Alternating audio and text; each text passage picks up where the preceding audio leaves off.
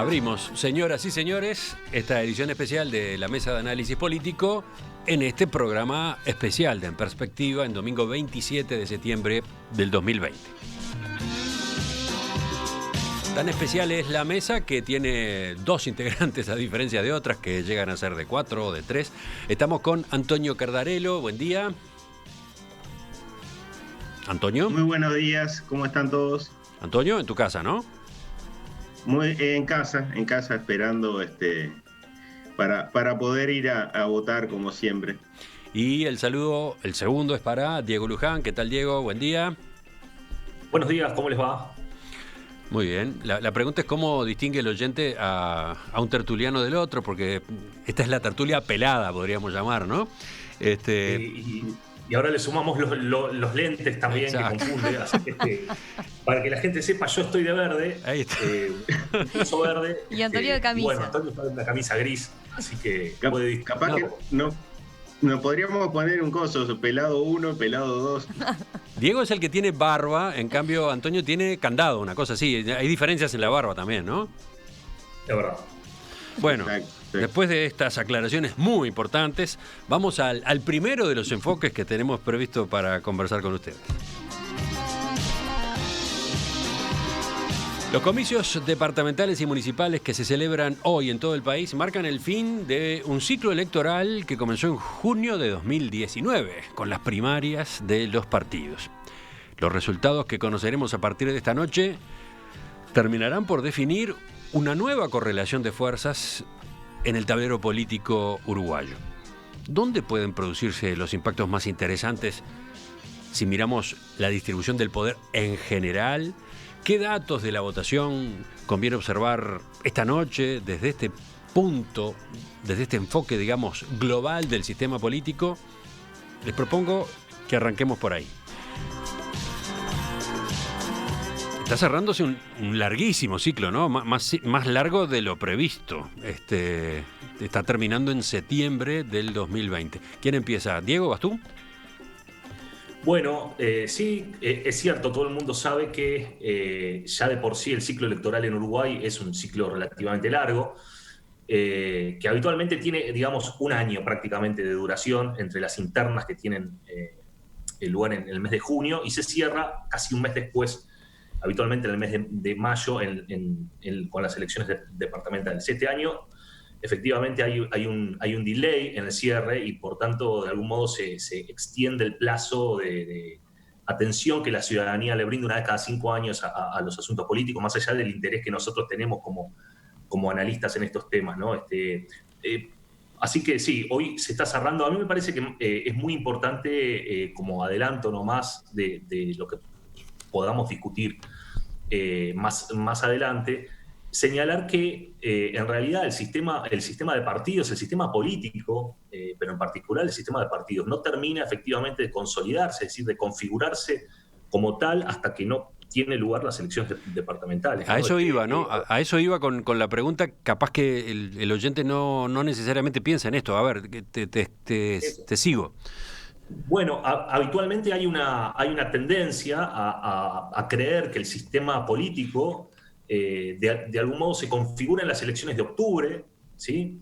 Y que por 5 años permanece inalterado, como frisado, ¿no? Y eso en realidad no es necesariamente así. Obviamente que el escenario nacional se configura en las elecciones de octubre, pero también es cierto que en paralelo al sistema nacional coexisten 19 realidades departamentales que uno podría de algún modo agrupar en un sistema político subnacional o un sistema político departamental, en donde las realidades son muchas veces muy distintas al sistema nacional. Y a mí me parece que eso es muy importante observarlo, porque efectivamente nosotros tenemos un sistema a nivel nacional que, si yo tuviera que catalogarlo, diría que es mucho más amigable con los partidos pequeños, que es mucho más competitivo, en donde la posibilidad de alternancia o la alternancia real es un dato mucho más concreto, mientras que en muchos departamentos del interior el sistema ya de por sí tiende a ser mucho más hostil a los partidos pequeños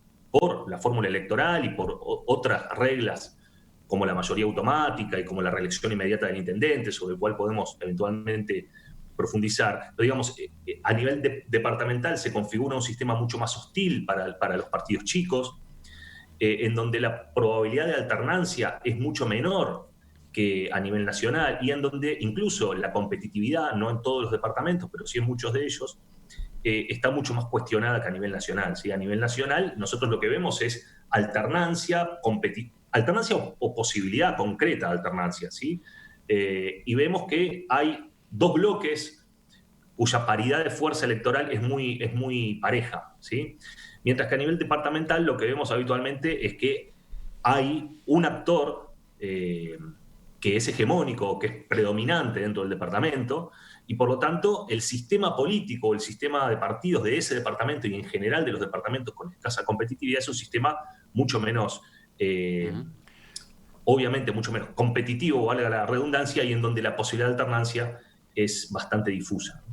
A ver, ¿tú por dónde vas, Antonio, en este sentido? El de lo que estas elecciones van a aportar para terminar de armar el tablero.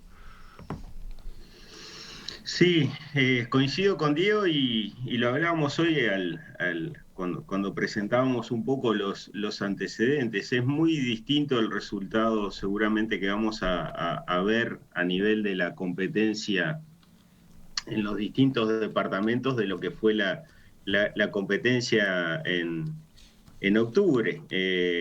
Por ejemplo, el Frente Amplio en octubre fue el partido mayoritario en 9 departamentos.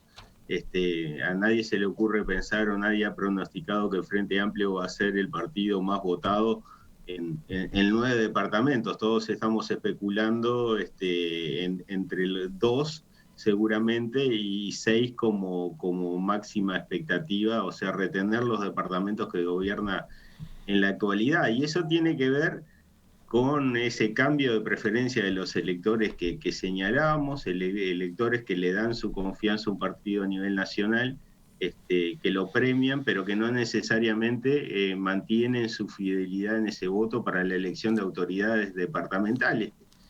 Y es importante resaltar eso que marcaba Diego, el sistema electoral para la elección de autoridades departamentales, y agregaría también municipales, es especialmente perjudicial para los partidos más chicos. ¿Por qué?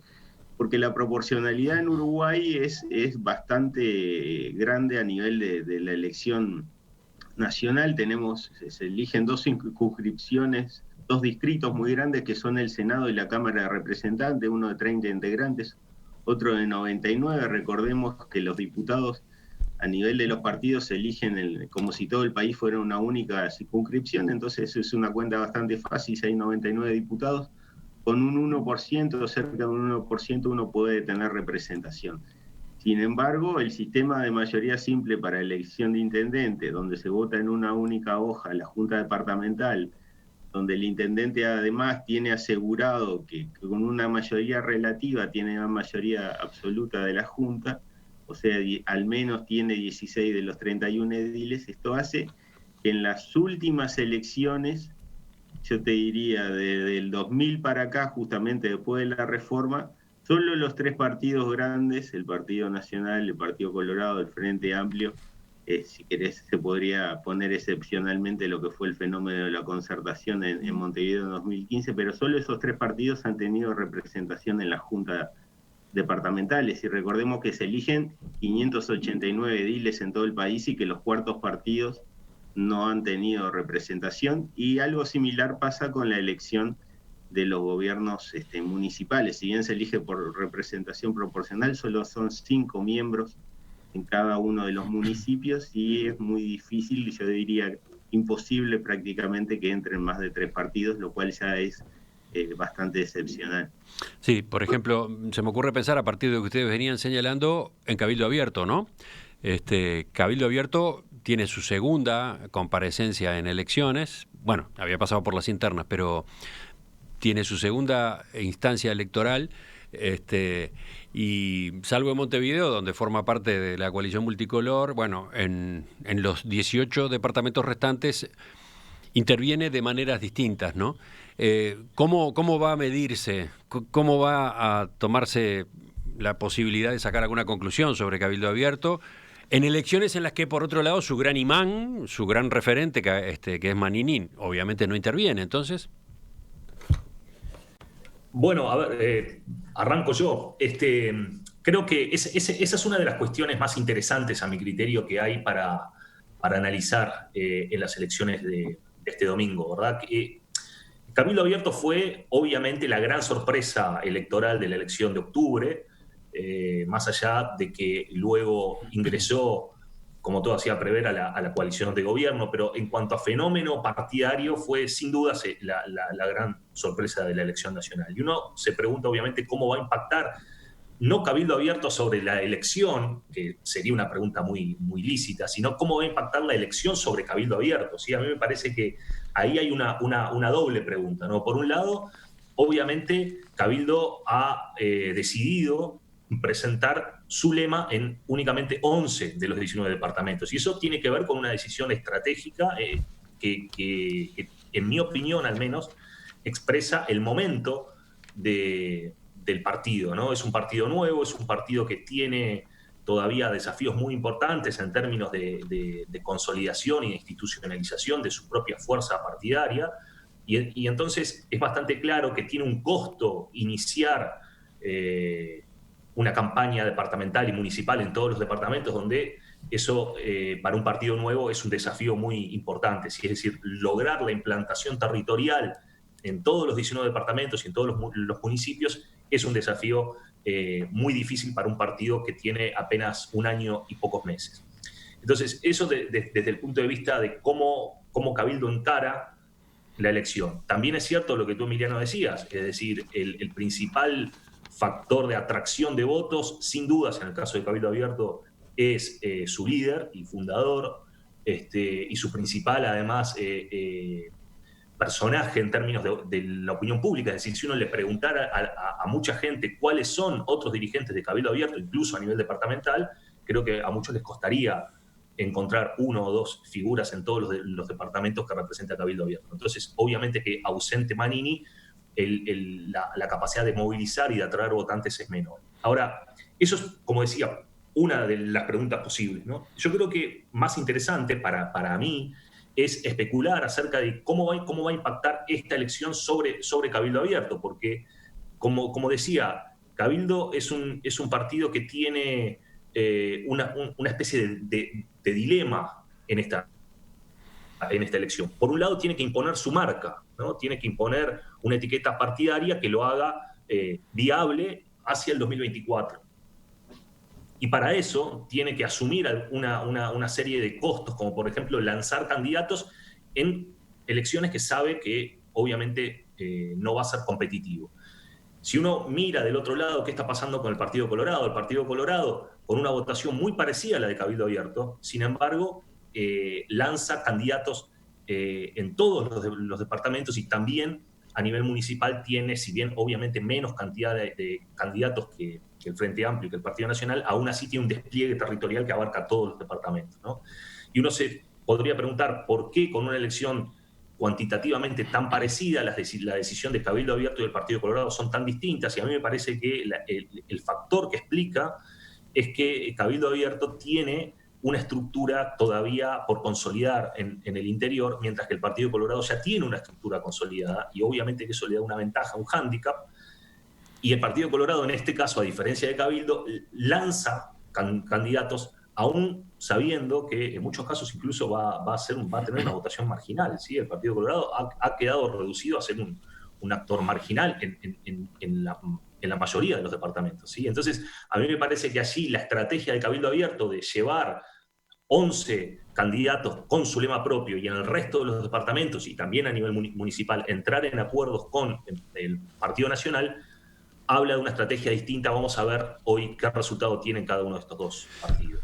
Ya que apareció Cabildo Abierto, ya que apareció el Partido Colorado, podemos seguir por el Partido Nacional también, ¿no? El partido que encabeza la coalición multicolor. Me gustaría que fueras por ese lado, Antonio, aunque capaz que querés agregar algo sobre lo que señalaba Diego recién. Sí, redondear alguna cosita. Claramente esto está relacionado con lo que decíamos de los estímulos del sistema electoral, cómo se refleja eso en la oferta y que los partidos que carecen de posibilidades generalmente optan por no presentar candidatos. De hecho, hemos visto que 4 candidatos a intendentes se bajaron desde que se inscribieron en la Corte. Se escribieron 175 y 4 se bajaron, uno de Cabildo Abierto, dos del Partido Ecologista Radical Intransigente y uno del Partido Independiente, y por lo menos en 2 casos claramente fue por razones estratégicas. Pero lo que decía Diego es cierto. El Partido Colorado, sin embargo, pese a que no tiene chance y en que ha quedado incluso en algunos departamentos sin la posibilidad de tener representación en las juntas departamentales, tiene una estructura, trata de marcar una presencia. Si bien también es cierto que en algunos departamentos se ha dado fenómenos que ha votado bajo el lema Partido Nacional, al menos algunos de sus sectores, pero eso más bien que ha generado una sanción por parte de un malestar por parte de las autoridades nacionales en general, departamentos como San José o Colonia, por ejemplo, en anteriores elecciones. Fue muy significativa la salida de Julio María Sanguinetti con su columna la semana pasada en Correo de los Viernes, ¿no? Cuando manifestó su disgusto, su disconformidad con el hecho de que el formato coalición multicolor, que fue exitoso a nivel nacional, que logró repetirse a nivel de Montevideo, no haya sido la herramienta también en los demás departamentos del país, ¿no? Para él es un grave error, bueno, y a partir de allí marca la situación en la que su partido enfrenta estos comicios. Claro, pero Sí. a ver, perdón por la interrupción, Antonio, pero a mí me parece que lo que señala Emiliano es importante, porque lo que dice Sanguinetti tiene sentido desde el punto de vista desde dónde lo dice. Ahora, los incentivos que los actores políticos enfrentan, que son básicamente en este caso las reglas electorales, vuelven muy complicada la gestión de la coalición multicolor en los departamentos del interior. ¿Por qué? Por varias razones. En primer lugar, porque el sistema electoral obligaría a votar bajo alguno de los 2 lemas de los partidos tradicionales, ¿sí? o utilizar algún otro lema. Lo cual obviamente tiene costos de transacción y de negociación. Bueno, se podría haber utilizado el lema Partido Independiente como en Montevideo, ¿no? Claro, ahí el asunto es que justamente el segundo factor que iba a mencionar es que en muchos departamentos del interior hay un actor que es hegemónico, y entonces uno se podría preguntar por qué es lo que tendría el Partido Nacional para ganar habilitando fórmulas de este tipo, ¿no? Es decir, se podría hacer. Hace muchos años, un politólogo de cabecera de quienes estudiamos estas cosas, que es Maurice Duverger, estudiaba cómo era la negociación en los distritos británicos que tenían una elección de mayoría simple, en ese sentido similar a la que se utiliza para elegir a los intendentes aquí en Uruguay.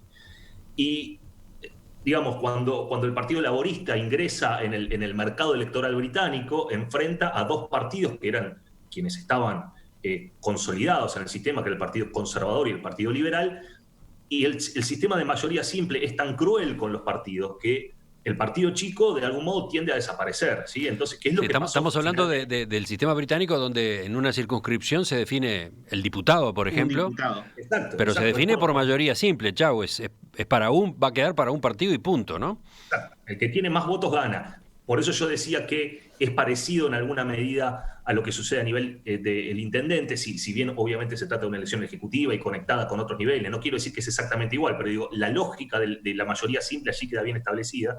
Y lo que veía es que había acuerdos entre conservadores y liberales para retirar un candidato y dejar uno en lo que ellos le llamaban el distrito seguro, ¿no? Es decir, cuando un distrito era bastante obvio que estaba dominado por los conservadores, allí los liberales se retiraban, y en los distritos donde estaban dominados por los liberales se retiraba el candidato conservador.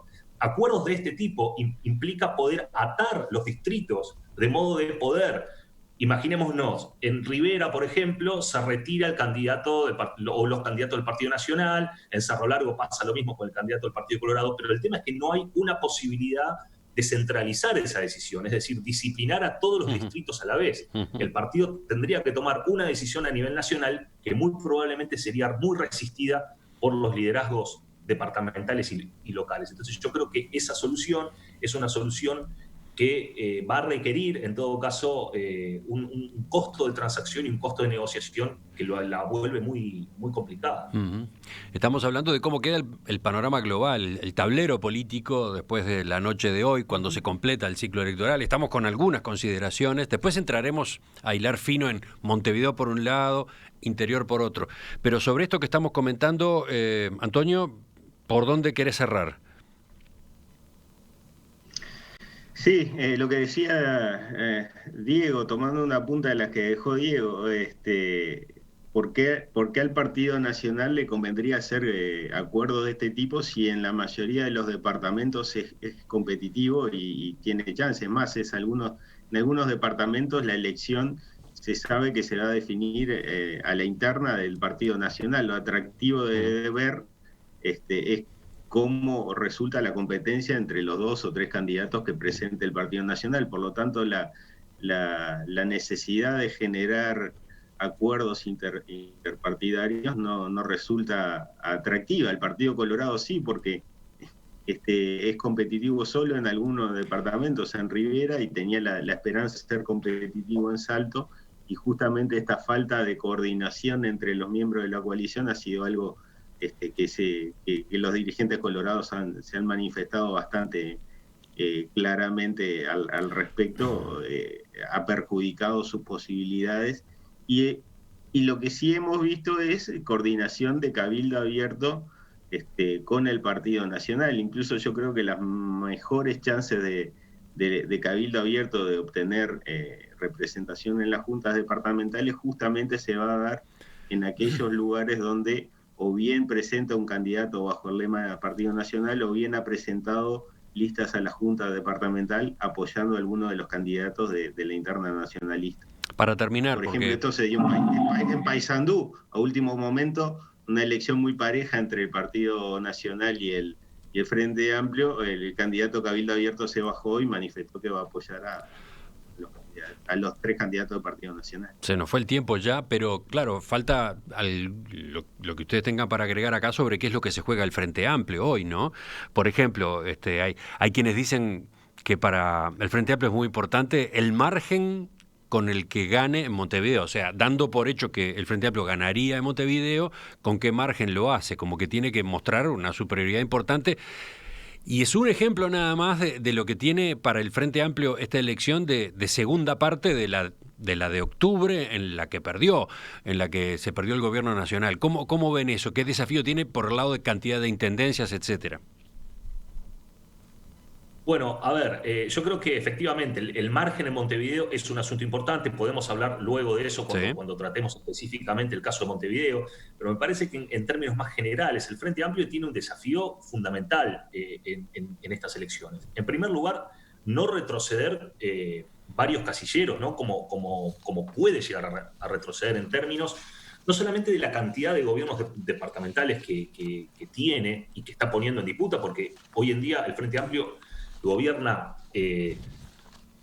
6 de los 18 departamentos y en función de cómo le vayan los 4 departamentos que está poniendo en juego de un modo más competitivo, puede volver a transformarse, no en un partido montevideano, porque retendría Canelones, pero sí se puede volver a transformar casi que como en su origen en un partido metropolitano, ¿sí? O de base metropolitana. Eso sería realmente un retroceso importante. Sí, todo indica que el Frente tiene seguro Montevideo y Canelones, y están en juego, recordemos, los departamentos que hoy gobierna: Río Negro, Paysandú, Salto y Rocha, ¿no?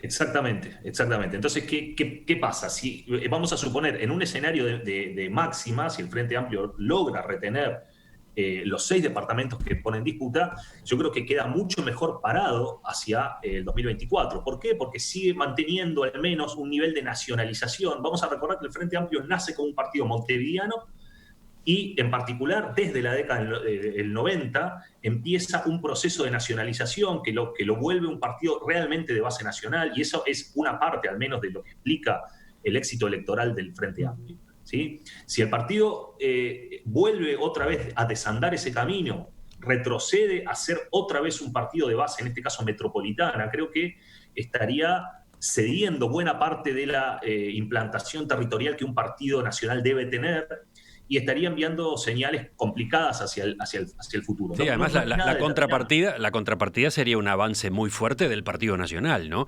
En su dimensión absolutamente tradicional, el Partido Nacional como fuerte en el interior, además de estar al frente del gobierno nacional. Bueno, es que, a ver, el Partido Nacional es el partido más nacionalizado del sistema, es decir, es el partido del sistema uruguayo que tiene mejor distribuidos sus apoyos electorales en el territorio. El Frente Amplio avanzó bastante en ese sentido, pero, como decía, hoy pone en juego esto. Y no es solamente una cuestión de manejar ciertos gobiernos, sino que, en particular, el Frente Amplio, estando en la oposición a nivel nacional, solamente puede mostrar algunos éxitos o algunos resultados de gestión en el plano departamental. Claro. Entonces, también va a ser muy importante para lo que es los recambios de liderazgos y potenciales candidaturas de cara a la próxima elección nacional. Sobre esto, Antonio, ¿lo tuyo? Sí, lo que pasa es que nos superponemos, vamos por el mismo lado. Claramente el Frente Amplio, como decía Diego, le costó mucho salir un poco del área metropolitana. En las primeras elecciones el 75% de sus votos pertenecían a Montevideo. Recién en el 2004 logra más o menos equiparar los apoyos que recibe en el interior respecto a lo que significa Montevideo, y llegó a su máxima expansión a nivel de resultados en la elección nacional en 2014, donde incluso triunfó en el departamento de Rivera, que había sido uno de los más esquivos, y donde justamente fue en los lugares donde tuvo un retroceso más fuerte en la elección de octubre pasado. Quedarse solamente con Montevideo y Canelones, como decía Diego, sería un poco volver a los orígenes, a los inicios de ser un partido de fuerte implantación metropolitana y escasa presencia territorial, porque recordemos que no solamente tendría gobiernos departamentales ahí, sino que el grueso de los municipios que gana el Frente Amplio también están en Montevideo y en Canelones, y tiene una presencia más bien escasa en los municipios del interior. Y ahora que hay un incremento en el número de municipios, lo que seguramente eso va a reflejar es que el Partido Nacional es el partido que más tiene para ganar en esta elección, porque es el único que tiene expectativa de tener más gobiernos departamentales y de tener también más gobiernos municipales, es de aumentar su presencia en el territorio, de que haya más gobiernos que responden al Partido Nacional, y el Frente Amplio se quedaría sin poder mostrar otras opciones de gobierno de alternativa que lo que serían los gobiernos departamentales en Montevideo, Canelones, lo cual lo pondría en una, como decía Diego, posición desventajosa pensando en 2024. Estamos con Antonio Cardarello y Diego Luján en la mesa de análisis político en esta emisión especial. Con ellos volveremos dentro de un rato con otros enfoques. Antes regresaremos al interior, regresaremos a calles de Montevideo, actualizaremos noticias.